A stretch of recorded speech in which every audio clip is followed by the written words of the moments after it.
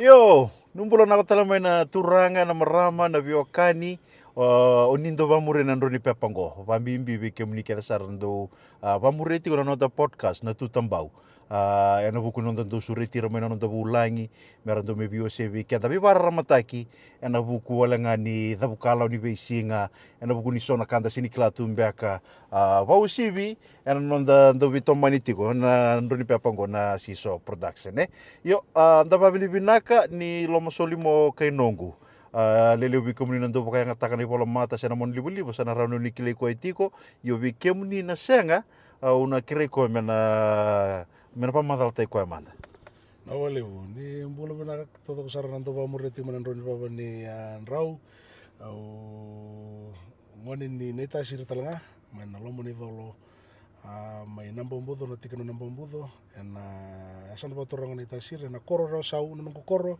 e chiku sar na yala ni bonua ke ra mba na bosa ona mo talanga na buna nina wakatarong siya daw kiro siya nga niwasa kina ba naitasir ni robo sa indu sa robo kali kiro sa vital no taka mi kiro sa bosa mantanga baka mbau wasu ni uso ba rango numbu mai na tikino sabato na koro nandala ayo nungu tutu no na nungu koro yo na batilaka na nangasi na tino bombudo wasu talanga ni mbati na buselebu o numbu mai na tikino sabato na koro nandala.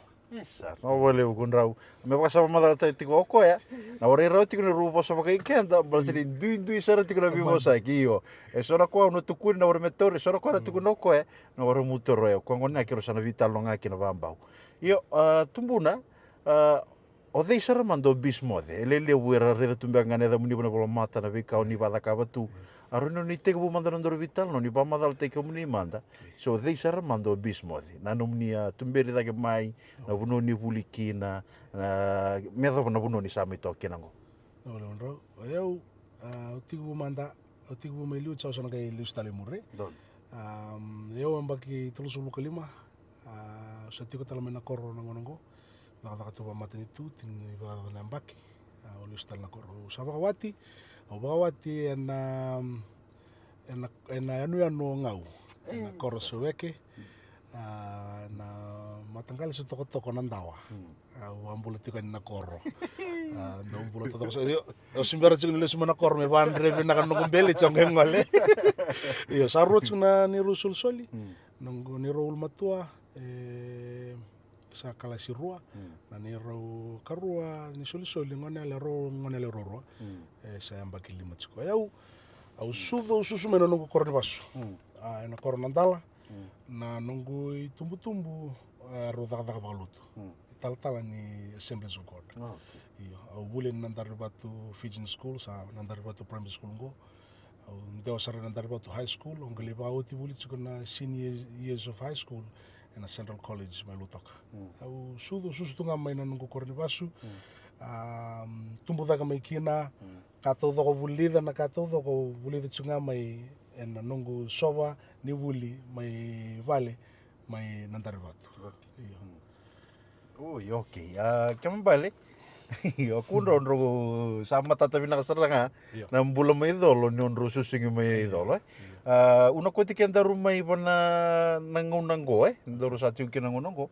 batini lele busara tama te wili keno ya ubamure no mnindo ni pepa na bismodi wana mona liba oni atu kuna tiko ni ataka pa mateni tu au kila nangone sember ni toya wiki na bismodi ninge me toya butaka tiko se sange me kadambo te nangono ni sati kini tu ba se udala beka Bismode na eva na sena bata ni bismode au baka nga takatsunga balata na eva nga au kelita ni kena wira na nungu itoka ni wadadaka iyo wira nungu friends mai wale se au kelita ni tul na eva matai wira nungu itoka ni talanga wadadaka bis tumbu na wira toi wale batu ni wadadaka wira tumbungu batu kena apisai se apisai wira na setup i Kornibuli iyo se au raro nito buta na official name iyo au baka nga takatsiko na yava nga amendola kina nungu Facebook iyo ke baka usoma na munro taro au lendola pa mesa digital creator o yau oro nito buta na nungu solu baka yalo na bimboli baka lo nga ataki vida na kaundo bola sona kanda ulasa sona nungu bakasama na kaya lako may nabunia longo o asya endo orang endo comment siko na ndo comment se merabilika endo ke tukuni siko pata mo me public na nomu post ngo sange lako cuma na kama ibunia longo pata pa me $100 ramanga me rawani tamata me access ngambaleta na nunggu bulo ya na bulo ni bibuke o bambo tan gele taro ngi mur se abu take pakada na bi ka ke do pakada rotsingo ya na buna nga uda ka bekina me sa digital creator la ko batal singa me kana rundul rusul ko tolu si rundul rusul karua erto sa ka bekin don to program or to na monetization program or to na Facebook me digital creator ndolo to na page yo kombe nga yongo page votes kumbaleta ni nungu page makawa uba tiku banta na Facebook na rundul sintandua ke bagandul sunu ko kasama banta kital suka na bismode aunga mai delete na account ya nungu lebu lo sterlia kumbaleta ni suta na ndrendre ke baka tara na kalu na vital nongo onongai bosakina ausangai mani delete na nungu account ya kona kama kawa bismode tsunga baleta mi usa fokus ngana nungu kanibuli au nia pa madalta ko kemuni no nia daga pa matenitu au mbera no ningai mindingi muni sa mai tunga indre ni abua roni pa madalta ko wala ngavi ke mami na tambana da ni matenitu nia to kina buna na no muni sa ndingi muni sa dengu mai kina muni sa mai to indre ni na valeu yo daga ba tambani boresi eu Pakai singkila mantanga na nunggu areas of expertise. Baleta ni auran itu kona conservationist, environmentalist. Ya, ena tambani bingkara pa matin itu ada kana tambani Ministry of Forestry. Tiga na rundul tin karua. Wala ni tambah sugna rundul tin karua. Dizamba ni rundul tin karua au tiga bo dakina. Le sumena buli mayo sterlia.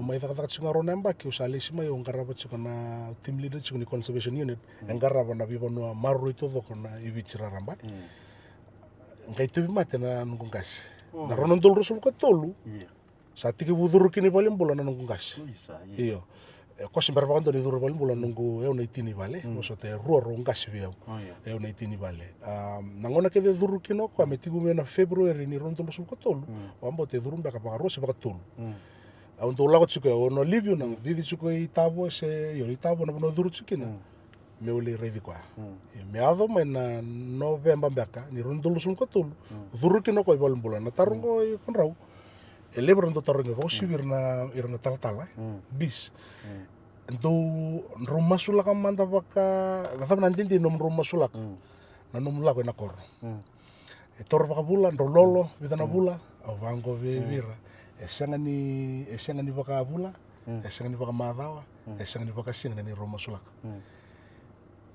elele mai na 5 minute tauranga na katolu ni ngone duru kini paling bulan nunggu kasi ina November rundul sul ko tolu gir mai nang kas nogo big bro tal wise gir mau ko awe bis sa duru chungo nang kasi ubi bando takalingan ya ta mo sangolani tu no ko siang awara esa sero ko sa solution mo na wai mata kasana suka tuka kun lang ubi bando takalingan au hang up nga au buki be ni tuna eu basanga soup ko musu ko na vegetable au buki be ko tunu be ko it's time for us to go to the village sakina ngono ngo musala na ko konga na numo ko ya ne tukunu be ko ya ni mo le bisu ko se mo la ko le na ngas konga tukunu be yo ko vivi bango yo nimbuka se ko murunga bango sawani mo ngol gambe na ko mo ngol iyo ngai tukunu ko bo sota mo tukunu talani mo refresh ta katala so mo tukunu ba binakatala ne ko sintora na ka tukunu na balang ni kau tu buta. Mesa rota na vadak. Kamu sangat lekor. Kau sauri. Gua na tugu dina. Buku mau kau biar tugu nak eko bos cuma ingori eko pakai kelas cuma numpak kasama. Berarti kira sa kelas atau cuma numpak wati kira bawa. Ari berarti ni tugu na bili na kaki eko numpak kas. Ena punya bos mekin apa ya? Pakai sama. Sela kau mayalum. Angke bangko biu kau. Ela kau mayalum. Kero high five, rengu, sa koser nga. Abang ko kwa, kero bangko kero, let's do this. And we were both working by then. Yo. Etuna financial commitments. Se somi tu na lor. Technically talaga nandor bital not sungo. Na matin itu sing sulia na nunggu mula na kor. Yo sabang ama yang balatan na long sapa kilat suku ento na kai bina kata cuna kelubyo. Au tabuta cuko na bimbi ni nonta untuk emphasize tak bali bi. Mento pakarong ada na lonta. Na pononga. Sing tukun ko nyola kalelo tu tamata irna tal sang. Sambo no mai lo mau klan ruba din tak na kan ru tak habitu ko yo bina kata mau babili bina kata kondrau. Ina buku ni sesanga iya nasasanga ni non robo kay na irna bakalo lama irna ngone vinroy ang balatang ko rin na so teka baka rin libo nang ono untuk comment my but I do appreciate and I'm proud of it. Do you feel Yeah. sa do you know sa malisikan ta kinatura Iya.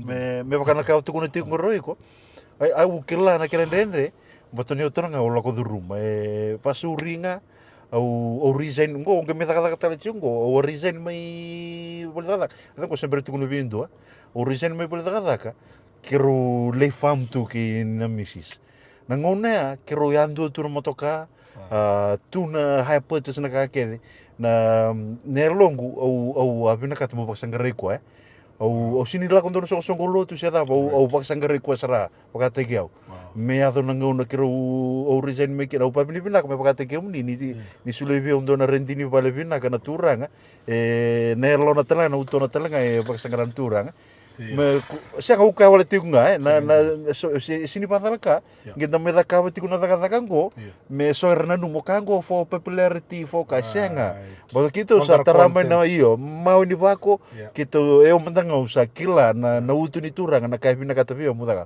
hence why ko daka bati kuna daka kango beir na rebe batarong bosota ora mu interview tai tiga ales telu yo na uti saranganom rusa high five ya Nro sambimbi usar no sonro. So na mapakanalan ka soli ndo don me soli notice na tulsa ngabula singa. Au sangkai tiguni kawa loloma. Iyo na kavidam bakani singa na kachinka kaviam bakani singa. Au sa vaka sartunga ando na project au pustaka na vaka chungo na forest park na community based forest park. Na idea la komai au reda chuko bina kame katodo ko mersa manage tanga na community na project na nung may intambe na may luta ka na conservation unit o sa bina kata me bakadur ba lakot suko may na kana sangay suko romba ka nambak se undo nambak karon nambak batu sangay ronga nambak na conservation unit sa pasteg me na parliamenti na project au ambitani matay sartunga ni project eda kame nandari batu community based forest park manandari batu au tumai ke avaka sartu kana katudok en nandela ni donangona laka avaka kina na community based forest park au torangiru na chiko na nungula mai orto ngase ke bebiau avaba na kana balabu me avaka kina na community based se na forest park orto tuko na ono na bula the minimum ngon laka tondu ono na bula au ke tuno berto kento tole chini chikombanga chin kan do will tal chinga ke norto na nito admin team na unit o will take chicken ang itu kan lebih itu eroni ono na madawa sabar de o toko na ngasi ko ngasi ndo bikitu tuno kata ko tuno kali ba tu kono eu pambote ono na madawa ken turun taka bikin to ndo batangango erao kitong kita kabo ono nga na madawa naka kino kono community based forest park kung kayo dolo ko na tigunya bango au tsiko maikia au baka samta can vividly remember sa ocho na singa sa vakin sa sure ka mai ang ke bola na nungi bola au bola nungi bola undami tu medaka au bola nungi bola au tabala kana tangi because I love my work I love my work rakela bina kana nunggu commitment na nunggu ndo orto ibaler to au sare ni kesing dona kaya proof take mai au sare tarama nunggu tanga nunggu biso minga lang ngama imbitar sa nunggu how much I love my work au sige turang this is na nunggu bolo this is my bread and butter but I'm doing this for you and you are my source kaya ko na resource au tabala ka tu na tangi na send na au send ta kami binito na no sa ramba ta ka tu na tangi medaka ngai baka diro lo na singa nundami tu medaka o reda tu tabua na waitui siniri no no ya au sa bako tu tungo na no mutsuga no tunga na tamba na taka mamatin itu iyo maikia ocha so tabi so nandre lelai au sa mani tu kan ngamba tau kelat ko na longo tu kono tsu mola kana kor iyo au sa mai kanga lebo talandre sing soli no Gola kata tsana vitalo noa. Me taka pakata me balata na nunggu bon na nunggu lebuli. Endina. Iyo na nunggu bon sini soma na matanitu, soma na Australian Aid. Pada matanitu sulit tsana nunggu full payer to na kartu bon tiko kena. Auto biru to au singa kondor bono. Au singi roi balang. Balata vital no rutu tukuna ngor roi balang. Kala kada iyo. HR iyo la kata vital no ba auto biru to do tarungi au. Au singi rawa na kalu ka vivi viti. But this season I'm going back to the village. I don't know what's ahead, but I know this season the Lord wants me to go back to the village. E kaya ngata ngame na kalu nang gase me tubi mate ngoro nila ko kiniga. Baleta sona ngona kalu ebet kun sona ka weekenda o kenda donge balatin kata you may not have taken accounting, but that same time you became an accountant. Mo assist kana financial kana katudok. So kaya ngata kana kalu na kay mo sindondo view matuni mo no bola ka pero nang gase. Messi yang talung bibaka sama tonton kamu salah ngambil itu mulai. Now in hindsight, ang kaya klage na kalau pakai trip take kiro baka beauty, mikiro matani those were the things that lifeline. Support kiro chuk. Beauty na kato to kami kiro salah ko. As a leader matanga in your family, Iyo. as a father, Liulu ni bubale, ano mo itawiti ko, monarida tiko bubale na kakeda. So, Iyo. kung ngone olo kakeda tatawo tino na bakasa, ma. Awasar na mengai devir moko mengai teri tata mai mero ni borro ka sar ntona tikini awasar elo ma mero ni kango na rawati ko ngango rawati ko ngango da bukala mongol ay awasar. And then I stood out and we jumped in faith. And God caught us.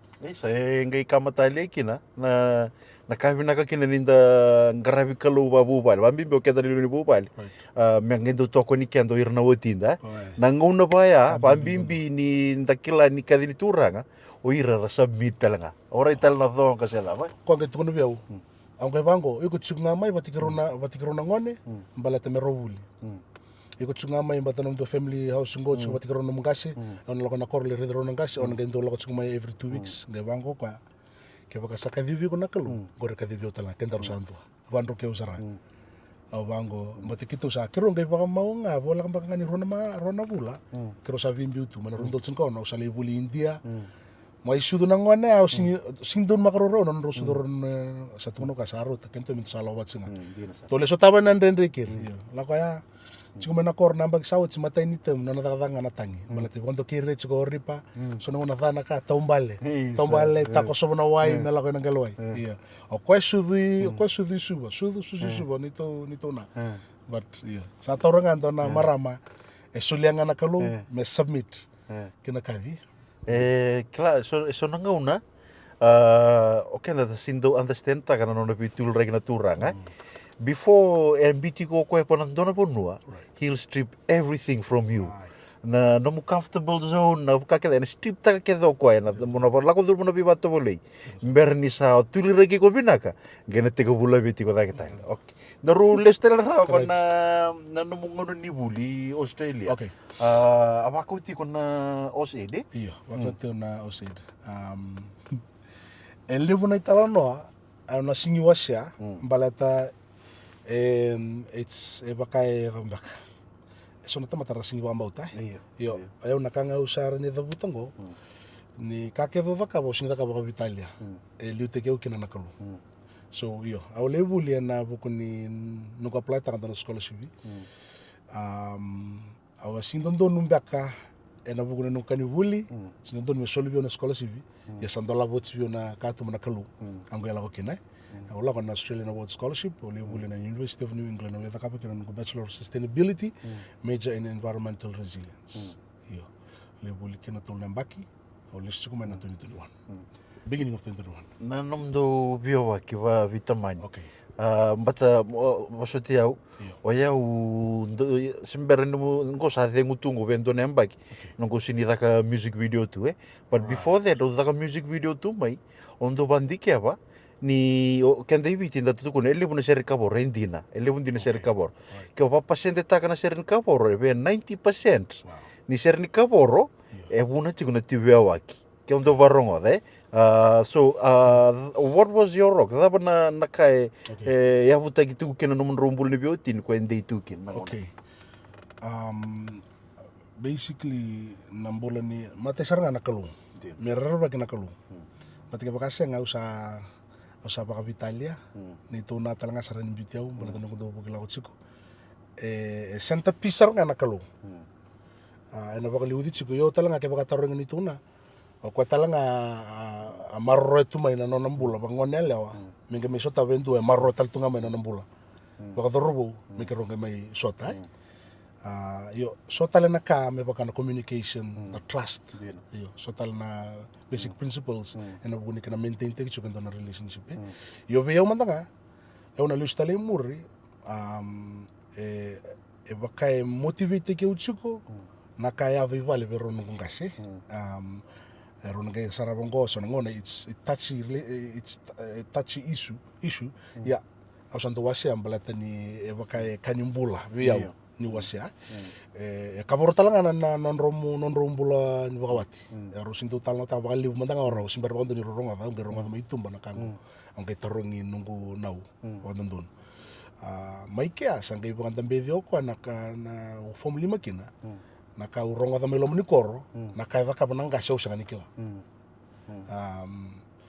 tuguni tsungo aurani da buta talanga kambimbi menda wasia ndona kambala tambe ka ko na no mabo ilo mana kalu singroni hilta ka singroni tara mbala to yuko ngoro ko no ba tulewa yuko rintu kono Lord you can heal me in these parts but you can't heal this compartmentalize the kona na ado na ngona ena renli ado na mbala ni mabo tsiko ni singi yo via usanga inda banda medio na nungu na sanga tono kasado wuts ausa boso chikwa iko talanga mo boso cinta yo maike usanga lius talo nungu bakasa ma na ngau no usanga kanle ke ni krobio wa ke patiki na nungu big bro ronga na tangani via tin kanto sin karona ba ke ni robio wa ke na ni roya mbaki na vinga na ke venga inda mbechiko ko sa high school au simbar mandanga ni buli au simbar mandanga ni buli ngon kiru banda mbeki na komela komeli durumburi na tambua ngali muri no la ko arkies ni kurun tambe pakanta beribata kona nduanga na kana da butsuka vida naka matai ngaro na lewa kuni valele tikir na lewa kene karu ngaro na labo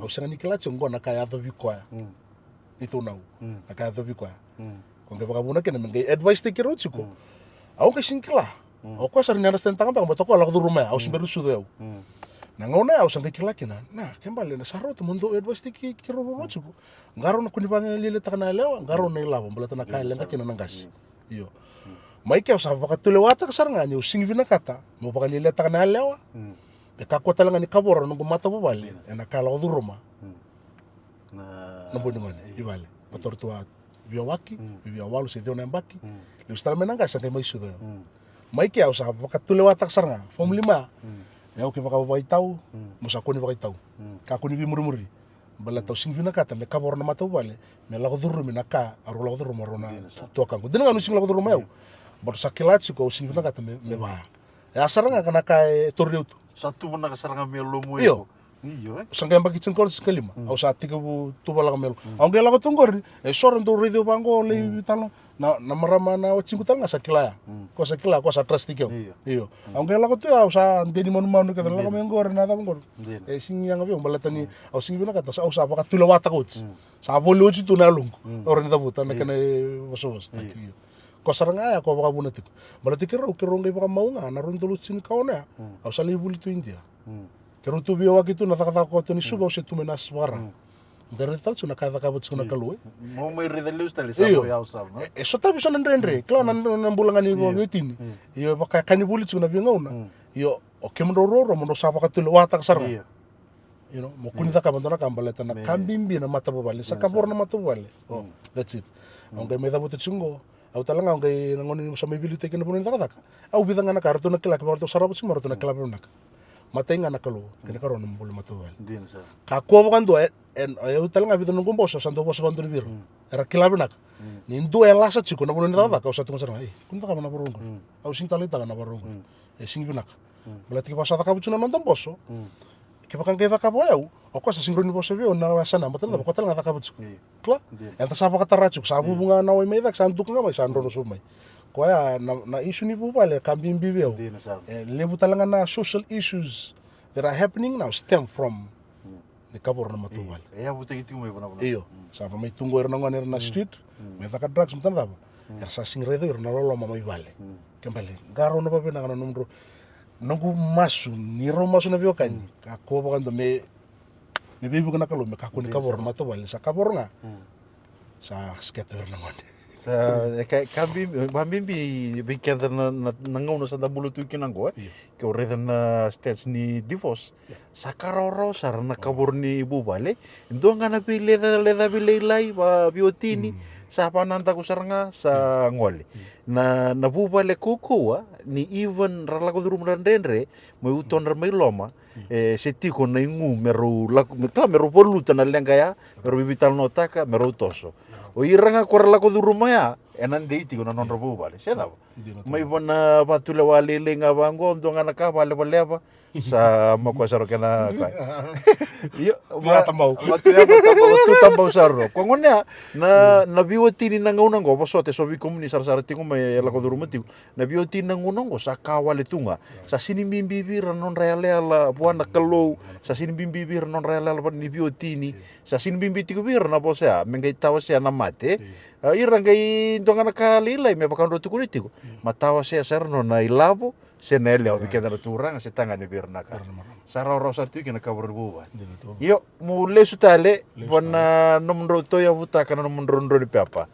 na bismode nada na ya bu nomro to ya buta kada besar manda na bunda na nomro to ya buta nomro o bismode na page ni bismode kana bala kalangango na kato do ko tu na page is all about me it's my heart na utogu saranga na page iko na reva na Facebook na tuku ni lolom na tuku ni buvale na kamantanga lasa umbita vake na nungu mbolonga yo iko reva na page iko reva yo awro ni tabuta na kena mo kuni pambala buta katali iyo na loloma au se takama kaume iyo iro na kileo eu tiga buta kan na pinga rabi na street na ngona vaka kina na nungu tiga buta vaka na nungu mata ni bisomi I can vividly remember on the 18th back of December 2012 se yo lako tsu kina dona danglamba mai lotoka mo kuchi aswara na danglamba au toronga mena nungu bisomi vaka na bibaka ni taun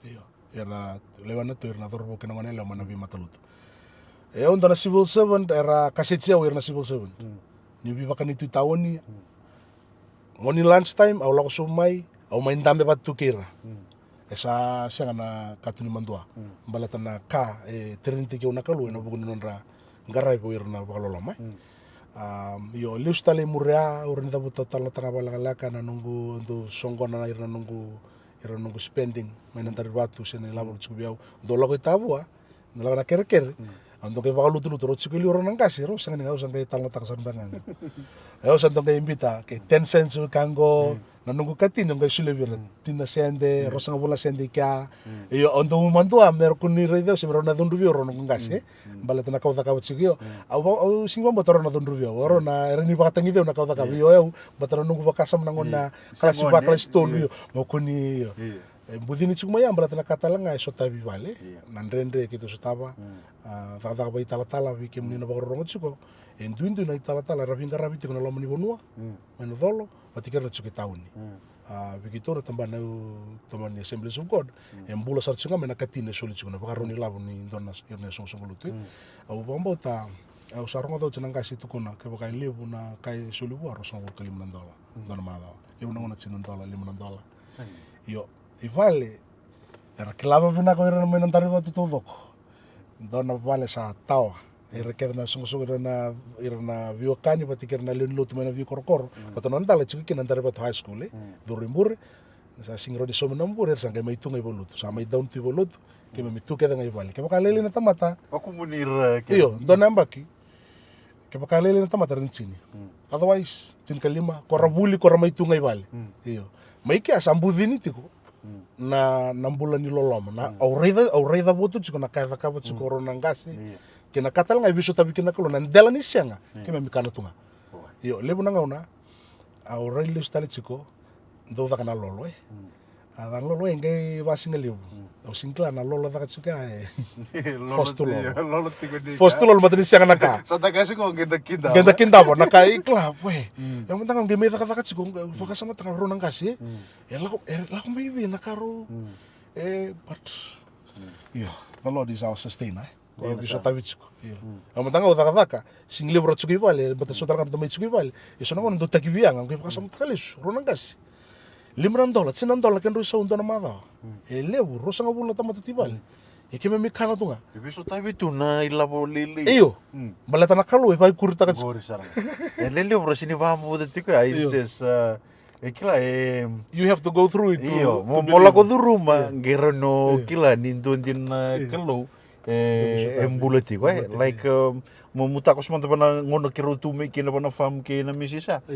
Sa yo job na kasartunga au manindi tuan tambana ya like kato do ko itu ge vasa uringa sala ko may utongu mo pagsanggarana kalo mind you o nanguta wisele o na katolika na kau ko non robinre me roba ka mau baka lutu wisele se katolika usa form 6 nge roba ka mau tu ya ni tu konota kender me baka wisele tu konona kila ortona katolika kan reta ortoma o kender me baka katolika robinre tu form 6 au sangi kaso nanungumbulo tu ni tumbuta ke mai usang asar nikila na kalule bungo bat ko samsandi zamia na ngono samai pawa chikine be ni tu na usangai ngune longu mo baksangare kwa au usangai krole fam tu kina di bakasamata ka ningon kero sala ko kina mai vesu na niro tv vesu na niro seti sa vesu na me pakau tu kono chiko ne strip tagi ko saranga kwa vesu ke na ka me ado saranga ni se katal no ka bandu ni kina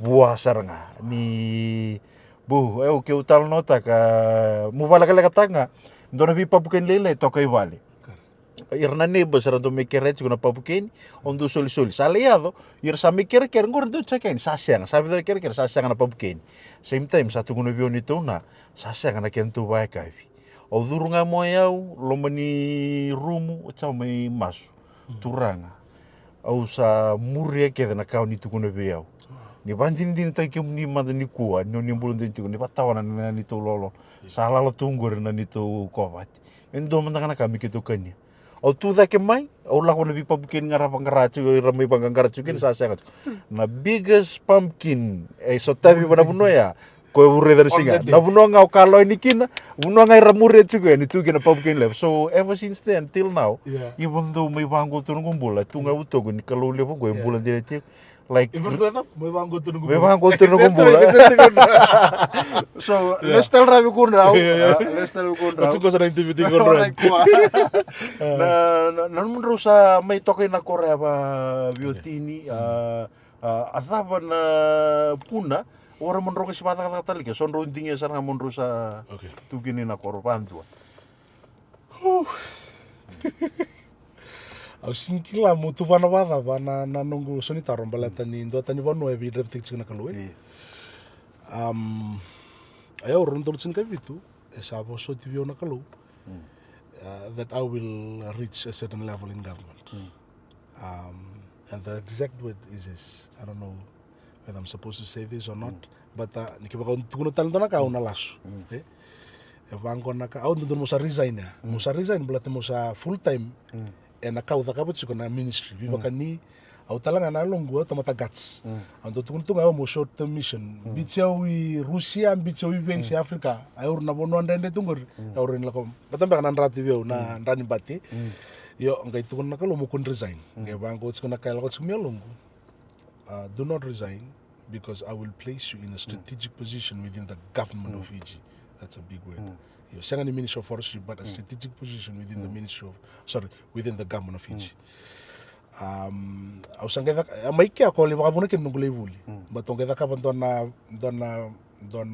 covenant but kena kalu turanga. Ke baka bangor sana sanga ni sana sing resign but au bina kata mo buli. Bala tana bono ni kau jisuki na bono devere. Me nakalo reni nandal ni sanga nakalo reni ka dona kayo. Mo daka mandanga dona ka bina kata vio na me daka mandanga kalu vio dona ka obina kata but ka ke sana ka tunga mina kalu o batian nungu so lo libula le sumai au sa keloya una lungu that I'm getting into politics. Yeah. Au bango bona kalu turanga. I don't want to get into politics. Mlatana bosongo. That politics is a dirty game. Yeah. Klana kanga ya lo mevio, lo melungu. Yeah, politics is not a dirty game. What makes politics dirty are the politicians. So na tamatanga ka vivo na kalo, me avakanta mbiri ko na strategic position ya, na tamatandon. So nangono sana lila ko na kai ko pinakata so bato ka. Ang gulo sumaya o tuntal ka binangkasi. Ang tuno ko biwe karon binakaboy. Na nabunonggo rin nabunong bol ready so na tamatani kalura tsingo Hindi na sa. ko baka nga taka bituna na uno singi bita butuna ava. Ang kay bangko bi ko ya tura ta na kango imbita biyo na kalu. Na what makes politics do the other politicians. Except na politiki. Pare ndoro po sentinan gor, ndoro po Yeah. sentinan sa ndoro daw tunggu. So everything has needs political will. Even na lotu mantanga vina kati na political will na lewando don. Ko vina kata na kalu meav na tali bono.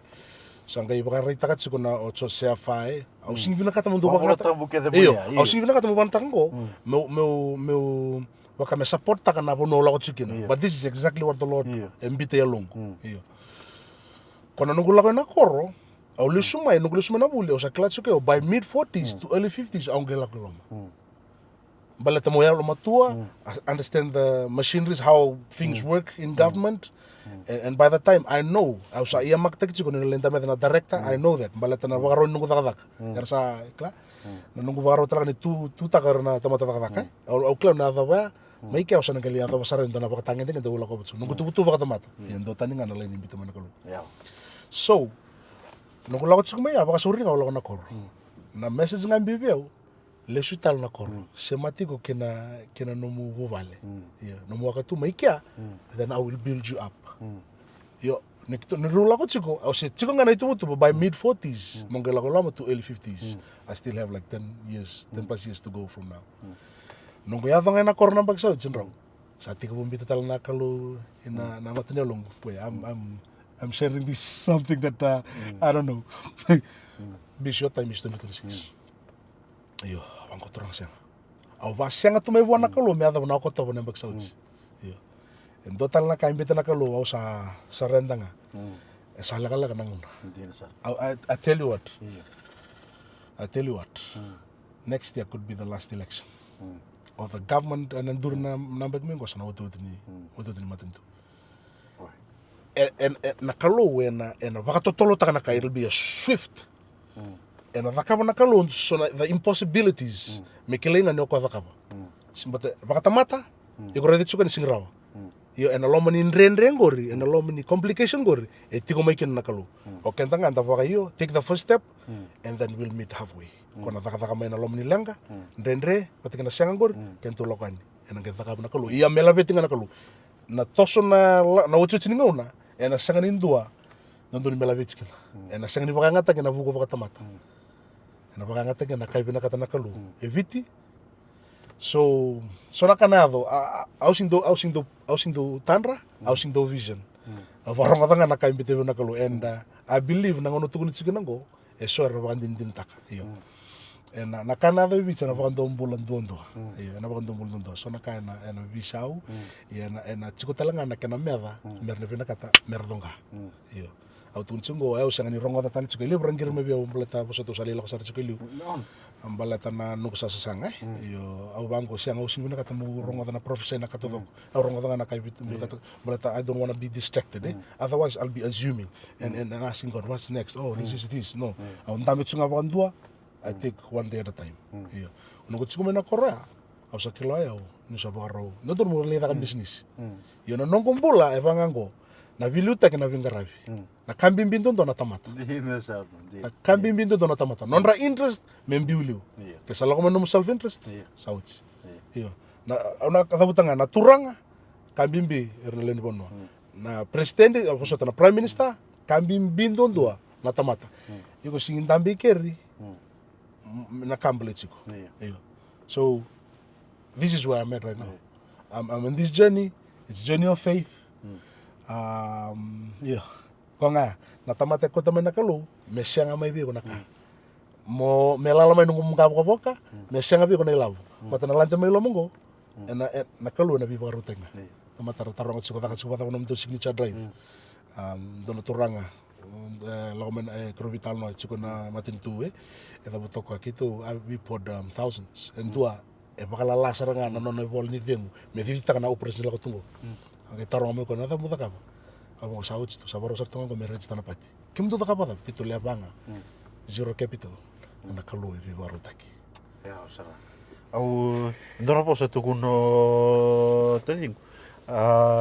Irando tukuno tu santa rongo tapa soma politics is a dirty game. Au be bande ita ko vi ko e bet ki vi ke munina tamata pa kaya ni venduri. Na politiki endona ka mate. Nande ke endona ka mena dirty endona ka ambula. Atamata ko e benda lendo ni politiki embula tiko.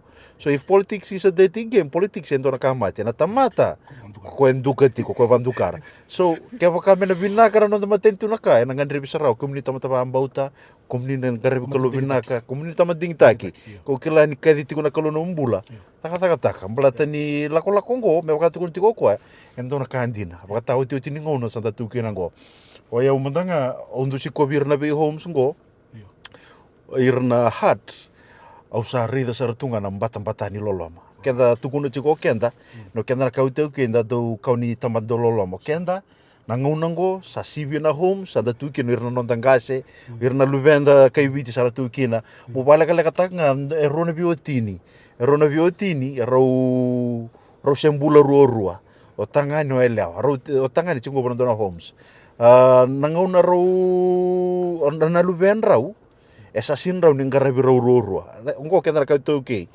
sasin rau ningarabi rua kasangke ta kabona luven rau sangke maroro itinananga sangke mbiti tamana wana home o tamana ni woti na katalau endo me dambe to mata ni katumba me ritu ngoni sala woti na basing lebo na me dambe tu me ritu ngoni sala woti na ka me dambe tu me ritu ngoni sala sababi do ngundu la ko likati ku sangke taru winda ni vengarai o turanga eda ka sangke ka ko isa ngore na woti na sembula bina ka sartunga o lupena nga sa sindo ni ngarabi robata kongone ni ndambi tungori ndambi sartunga ni kaporo tunelo ni sasindo ni tukina utina membaleta na lube na sasindo ni ngarabno na nitai so akomenji o babini bina tai kuiko na nomu dabukala mo lengarabi rotal nanga se nakor so mulle su tale mai wana non tau pati jalan-jalan pati iyo mbate samaka iyo mbate yo mandanga marau sarane longu mbate ke pakamundingi ta kaindua mena liu te ke ubina ka tendo me ukela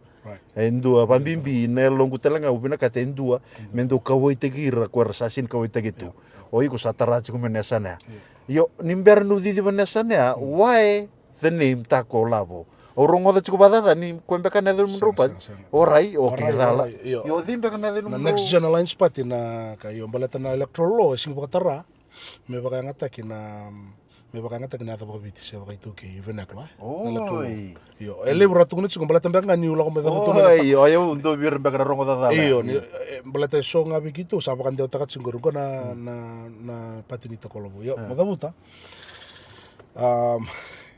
ngona nonta pati kenda na kaiviti semala na kaiviti kenda todo na leoni bono eviti this party is for you balata sing vika viviti ko na takolobo se vika viviti ko na asbara sora to kunchungo sa fom tengo na tasir me dake kita to sang kai mado sauchi sendor madongo e vaka chuna vitalano ronga na vinga rabe na vaka ngona uchu chininga una sanga balata nga ndona sana se ndonga na tikina sanga embaleti viti balata na kai vina kata nakalu eviti sing ka vina kata ndona tamata tambu sakani na kai vina kata nakalu eviti meavo iyo so obina kata mabandi taka au bawni vina kata talanga ni sanga ni lako mena electoral law yang balata me ke bakasanga au kelas na baka ngating banga na takolabo iyo yo sanga ni me takolabo o kemini talanga na sara chumai bati ko taru chukona ko avaka no bata batango ka rongo da bina ka sama iba mata tango o yuko talanga o sema chuke bako lande na vitalo ni takolabo o yuko talanga o sema chuke no bale abutungo na takolabo ko vitraramba ko vitraramba iyo kenta sema chuke mai kina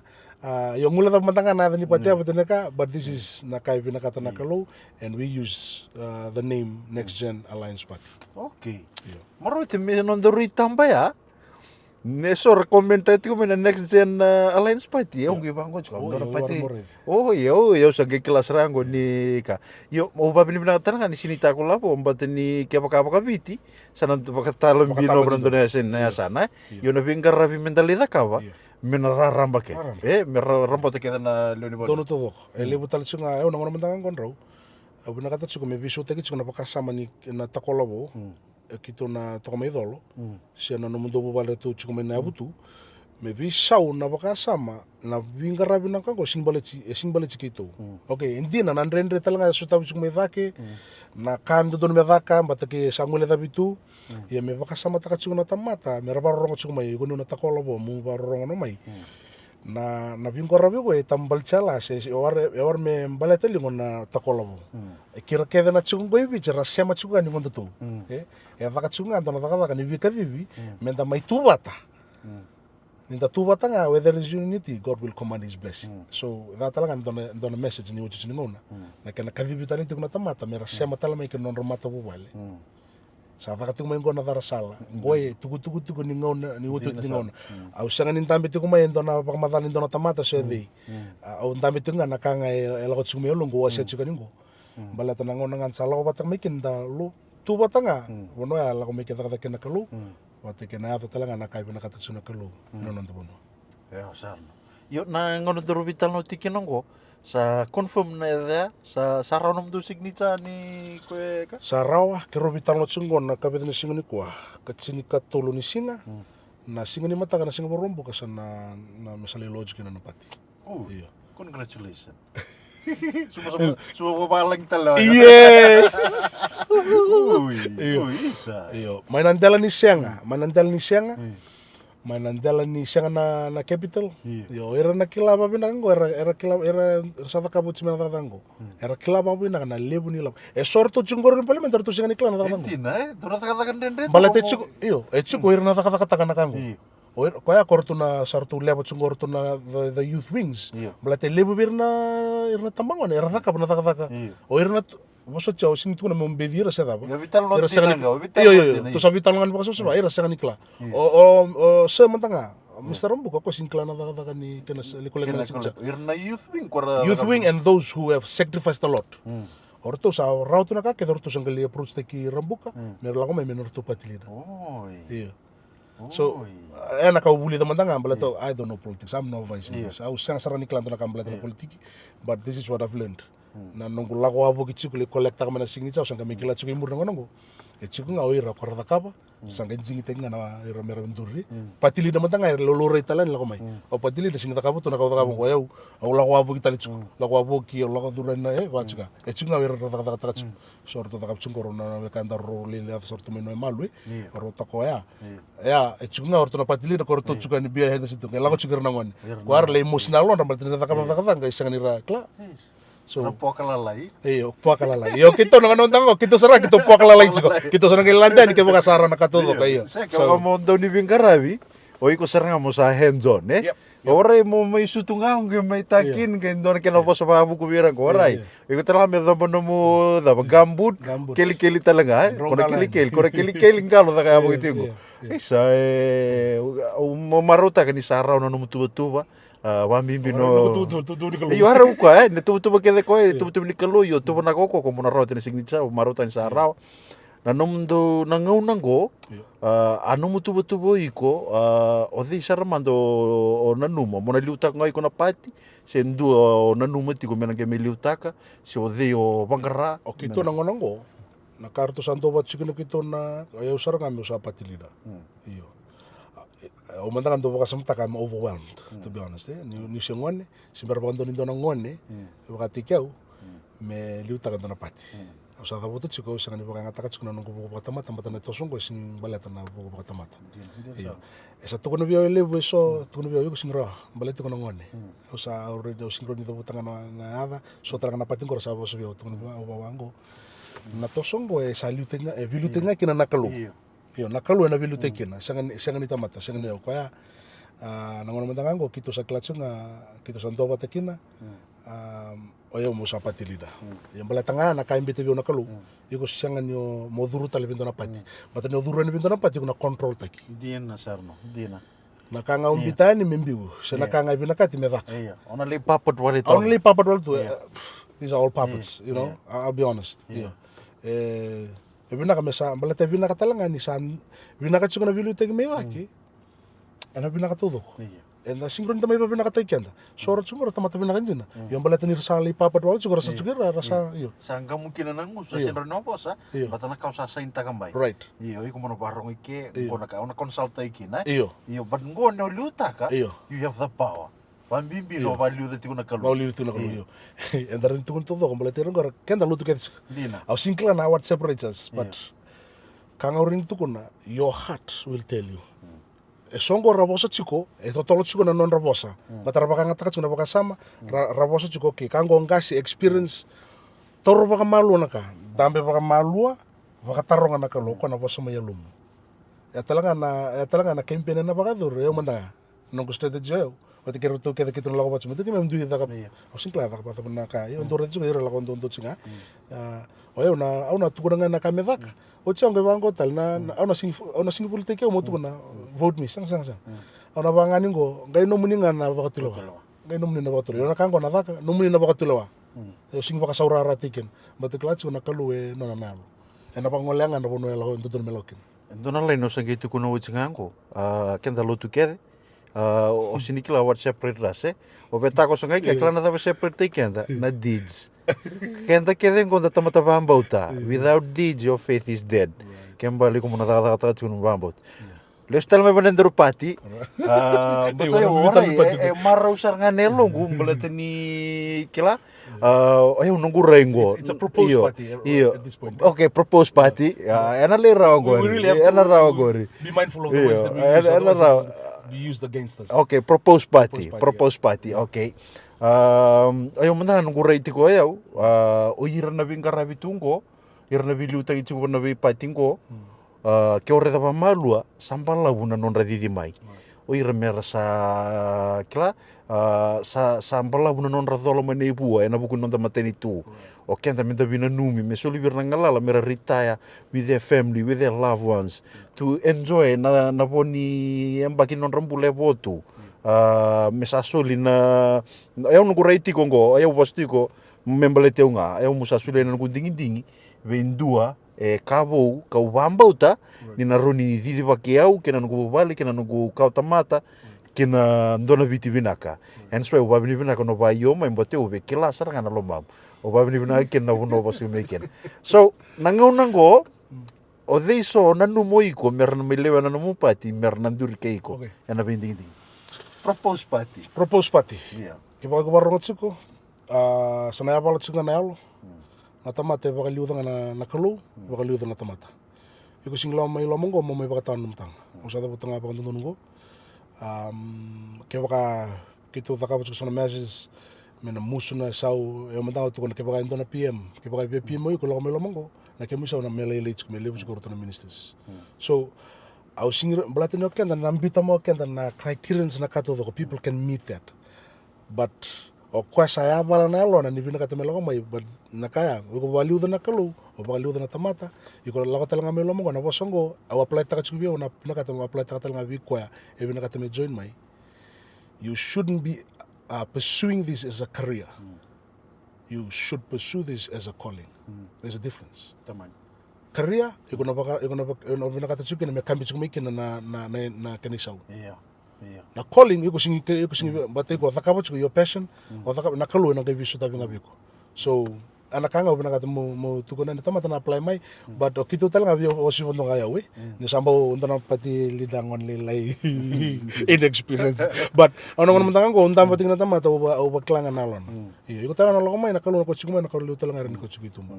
Na vital no nga au bagararo takatunganya o singi bina kata mo ba ko tal baga mbala buna vital no. Ena lako mai erna ndikai kai ka kunilang kataka bata na kalu ena kadivat na tamata kona baka tura ena bugun ni woti ni nguna iyo wow o kento na redangongo sa kunilang kataka komandanga kwa interim president chungo official ke baka kondambe patiki kwa he's more Fijian than Fijian and he's more Christian than Christians he lived the godly principles e baka ndombole ni ndanga patiki kwa bango yoksanga kilanga ikia ni yalo elo ngame bona kalu ora eu te kuru tingori but no kenda to kenda ba mimbi o kenda na o O pakambimbi o keda tou, ko keda tou koi, tango ni pakambimbi ta ko keda tou mitoli o korangura muri. O nakatu kuno tiko ko entona po sandina. Lesu tai loya ubona vi homes ko si ko pati ko mai na ko mutu kuno vi ko. And 98% o ira na wekanta na India, o ira na dui kai, o ira na atheist, o ira kora sini paham boto nonto kalu, ira daka pana daka. So ya nan dui tiku ni tamata so nangau no keda tou ko tou value di keda tou. Tau sini kila baka lo to tokaira. Ra liliu tali tiku o ira kora daka tiku no job. Wakantua. Wakantin tak nakatotong ro do butu chiko. So mera kuni nama ka ngana kau tau Kunama kina duriki. sort do chiko si bikito me nadolo au kerker mando torba malua. Ambalata na yo ndona ka au do butungo. Ndona ka common denominator chiko perna lago chumai. Berandi kai. Oira erna bakaliu do chiko na interest ni kau tu ke. Oira au tun chiko na kena kona chiko tale so ara bakaliu do sang oira ke da singron tu kona era kainja nga se kainja bina ko batala na bosa tu kono na ita buton rekomenda nga ke ba kombita mena kena ita ba una singkli kwa au batala na ka tu kono kwa ngona ka tu kono bindo na turang India au batala na ka tu kono kwa na kainja bina nga na kaindia samate au bakatala iyo That's wrong. bal to ira talanga rin tu kono weekend na kai biti bina nga na kai biti ko samate etiko na kai etiko na bina ka na tamata ke nga etiko na bina ka chukeva iyo akango bitu kono chiku ni nakalo na kadiba batamai and that is a common denominator o ira na bakaliu da chiku na kautu ke era chiku talanga bir ni rabia junta kan na kapati me kana lulu chiku na ndona kaibiti iyo au eva buta talanga bia wa George Raj na tukuno bia kwa this what's your vision for Fiji and I'm going to know what say I didn't prepare for this presentation. I didn't even know that I was going to ask this question, but I don't have any vision for Fiji. What I have for Fiji is what the Lord wants for Fiji. And there is only one vision. I can't claim it to be mine, because otherwise pride will creep in. Na vision sa naraivote, sulia na kalu na tamata. Na kangkita ka na kalu, sangkay baka ararate kirama na tamata, meron may execute taka that vision. So you don't have any vision. Esa na vision. Iyo. Kung na lang chiku bira sa lang aso na taltala, ano lubin taltala. Esa po sa bira na kalu sa tuno. Kung nung vision na single na kata mera sulia na biluta ki, bata na kalu ebo senga. Eva season na nono to the santo na season ikot minggo ko sa pas talaga na the baton to the next generation sen generation ko sa anjing talaga na kalu may continue with that vision bata na vision sing matoy ko sama talaga na vision senga bata na vision nono chunga na kalu Kaya sa yo mulai sudah na taro sa so sa approach tay ko Yo. sa ko taro nga Oray, oyo telo sa flow, sa que boca samta ko sa verso mo ko nugo taro. Oy, okay. Iyo ele sara mai. levo sara approach ko mai Dui kai, me bakal tungo niti. dui kai ra sa approach ko mai ke to sebe ka batina ka ngono to ngo se propose ko One step at a time. iyo ni sa register ronga sa nagela ko na process ni kena bangaray mer sa turno na kitso nagela ko na kena process to ko chiko iyo so talanga ron da buta so talanga rutu chungo arto sa approach ko mai nagela wanga na kalu mata-mata na bangdura na kalu iyo so saranga ko rasing do sa biao era nunggu ya viluta kinang ono job chukina sing do sa biao ang so tabiong ko to sabi sa biao rabi nakata mera sa baka mesarang erse chuma tanga na viluta kinang ono ko sa baka ndo tani monon reproduce ya na bachu ko maya ya ko nga na kalu sa nangay en hand pick ta sarang na tamatan dun me bibaka ngata kina utu tingon au sing tabu tingon na au tunchunga na kana no tingon na Ya usara. Yo, baka dada mandanga, baka dada korno. O kailan sa tumba kenda ulit kina ko no community ko tala nomni osos pa dada kora. Na nomni ke baka ni sa na turi loma. No matay ni 100 days beka.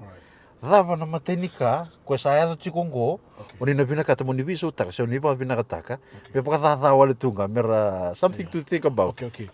Iyo, okay, this is my opinion. Ano tukunong ko nakanong ko baka sambalata. For our proposed party. Iyo, for the proposed party. Ngo na kay na matay mantanga na kaya na muso ni saw iyo muso ni saw may baka liliting man ni saw doon na iwala yung biumay nakamay na information kaya pantanong doon nang tal na weekend to bulito na wanang koy bito mo kaya lilay sar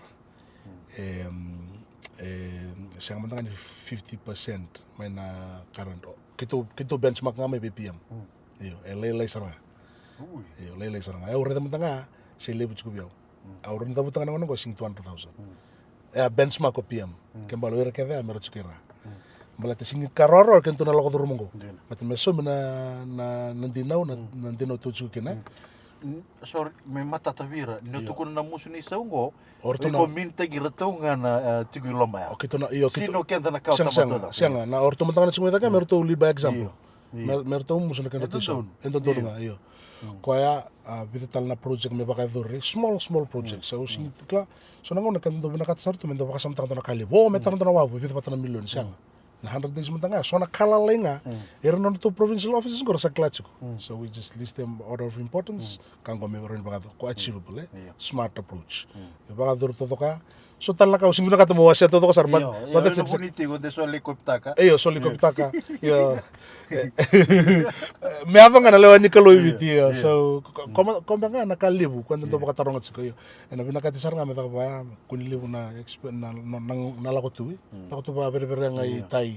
So na kango dareni siya matungani. So common sense, may mga tinga kina so common sense. You said something that kero discuss tak pati kanong now na matintong ko may common sense because that's what missing from most governments. Na common sense. Buku sarto kan ko boss. Buku sarto ko magamdora. Basta nabuno ira tuki no irna koidindaru. Quando rungara, irna street kids, irna tikuna homes, wambimio irna tungo na hat. Na dava na murai beira, ke makamani yado na kadini tu. Kama elebu tu na resources era ni rapa kanga taki. Osi una nra kona bosa kente to singroni pipa kanitu nga. Kalau ko tsunga mai rapa kanitu na sama ni to sa babuli dira saranga mera siwa. Oyo nangono talaga ko elebu na tamata strategic people I'm meeting aus do so tabu ni kwa. Do so tabu ni kwa kero sa levital mo to bangko tala mo ko bio. Na vasu non to vasu. Ko baka tala ko bio. Orang tu ko na vasu me no India na non to vasu kan to ni tasiri na vasu ni matolombau se yo. Tu no kai kemrau. Oyo na kai na sul ni ko bio. Na tala. Na resources kaya nga tungo me baka nga taki. Auro ni tarana vale me na vatu ka todo ba. Sangka tu no ka baka sama ni ado mo baka nga taki mo training mo training officer. Babu leader au bango. Klana da dona ka andinango. Na nando to ndina wibite na soma nga na nando to natural resources. Teto sin kotar mendana bono. Iyo. Libutan na da medaka but nando to natural resources. Na minerals, na oils, na katodo ko activity. Ya na baka babundir mai. Me baka talaman do na kali me baka dor. Mesan kailan ko may kinoya. Ya maulanda nga na bukuni kana sumi nandino activity. Natural resources ena suma. Ndo sa tabutel nga veo ka kuni bandura na patingor la ko mesan ngo bala to kango o sa tama na turangan go ena suma nandinaw activity. Ang bango reda na buno sa ngo go ra vital no tsumi ngo ra makibit sa bulo maki wolo sa bulo bango. Nandel ni alo wa usare nito sa bakolom sa. Ang bango eda be sumi no natanga. Na nungu postal tsingani malumutunga nga nganga toka. Ang bango ngor kem don lalanga sungondo boleta na tamata. Kima mina lalango ngo. Kima mina boleta nga nakalu. Nakalu ena suma nandino kibit sa ni tamata. Ronga to benak. Kembali ka kuni baka ngata kana buku. Watamata sa na experience ata baka mo iyo nakalo na solya na alomatua na kabimbi ndondo. Sa ko kete ko sa ya osan.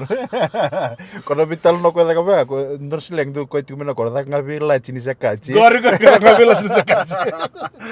Sa me ke utali ta vole bu ndor vital ni ko le usar ngana ka. Vio mantanga babure man ko bakasam. Nakakede was chiko ko engo for his proposed party. Nano magkada chiko for propose. No, not mine. Yo pona non the proposed party. Bambimbi na tuba ni tatanra nakakede ngo na watara kede na turanga. Yo sana bimbi kina na masu kina lolo se ko bai. Masu lagi tiko na lako lolo bagi tiko. Mata sinikila patendona ka mosingo na posini tamata. Meron daw lebu bir na solibasa lo tunggo sa raposto na mon liba. Klar libos mo na politiki sembara pa kando ni randaw ni politiki. Libos mo nang gito sembara pa kando ni rangit. Yo na po sa randaw tu kuno ndaw nga. So ndo na kami tsubiko ni ko sabi ta kawana ta katango mo thick skin. Sela. Mo thick skin magailu tiki ko nga na mas kenalol. Kanten todo na bosa na rongo. Iya, au mentanga au Tarambi sana kaya wakautilo na malolong. au langa te geruto talanga i vale au sa to fosu geruto ndo ka kuni wawili ka vale sona comments matana music na bikem do we ro nungu close friends ka kuni langa tak. But I thank God nakalo we place tak in say place and raised certain people at a certain time. Meron do ngirito nga may rabi pa kalong nga taki and that what's keep me going yo so talanga orang on do redet siko na komen lako siko bango siko dona marame komen ko bango da masulaka na nonda matin itu sa setar nga ya ngai bango taloko ya matin tu binanga o pep Gosa bakanga na kona vital na ya ko na dorobo ko masulaka siko na watina turanga nilewama na watin ya me omeranga dui au kerker au sing tu kono ngoni dana pepo da senga me avanga na lewa ni kalo yuk sabi na kata mo biba kasala tagi on karon mantanga na boso buta gosa tu menta masulaka na me avanga na lewa ibiti ya menta sanjing tagi pepo nga yuk se baka tsuma yuk na nomu na nomu rai baka tamata masulaka nga na matin tu biti me avanga na lewa ni kalo biti ni satu na avanga na lewa ni kalo biti na lo mo nga na tuko no de mo jingitaka iyo Ndina sar, bosan ndina sara. Bambimbi ni tubunagiti ko se kami ang bakimingo mena darumbikin na binding-dingi yo sa tiko na banu ni binaka o kila ni santo ne abo patata kon dorbital no sa tiko na banu ni binaka o una nengo baka nui nako kele sar bi kumundrau eno buku ni da bukala ndo taka ngori eno buku ni nonda pati mena kena sangai mena daka mitarai dake uti wala ngani nomro bosa sendo nomro kan robe wasia siapa sala birna biokani iya matenga ubina kata mabawa ni nakatiki kemrau nomro sole nomro bata vakina vital no Wiki mni talanga na sema chungu ikero sing vital nota kami mani bango sar me kami sama vital nota na pati anga mere de chungu itu to batunga na ni style ni we interview taki we go with the flow na bono nga sa kuichi kina wai sa ran ni ngala Monica Lavina ka sanga ni banteng na batong ko me promote kina because it's still a proposed party kene karua na kau baga doro chungo sanga ni baleta na nungu dakabot siko na mo sa lande ban na bato politiki awa sa dakabot chunga mai wa talo taka chuba le nungu itamnoa baleta ke baga kau na politiki o peace will still be peace dakabot chunga bato se dakaba ngoni mai to ya biteke mai na ndende osotaba bateke na kau reda chuko mai vale kene ka tolu au surata chuko na yalo ni Vilomani menta Vilomani baga levo na kau itu okay levo na vital na yavo ka koni baga ndundu teki kanda na nonda to political affiliation do ya kene ka ro ka koni baga ndundu teki ko mai baleta na yalo tiko chuko kina kene ka tolu ka koni baga ndundu teki ko baleta na yasa na iko salewa situ kina menta sama iko vika dibitu na tau baleta ka vai korreda ba malua o kenda ndo chuka na bo vale yo kambimbi na bo vale no misema matana kalu sanga ni bagalonga tata ko na kana tau ya buta ko CMF so AG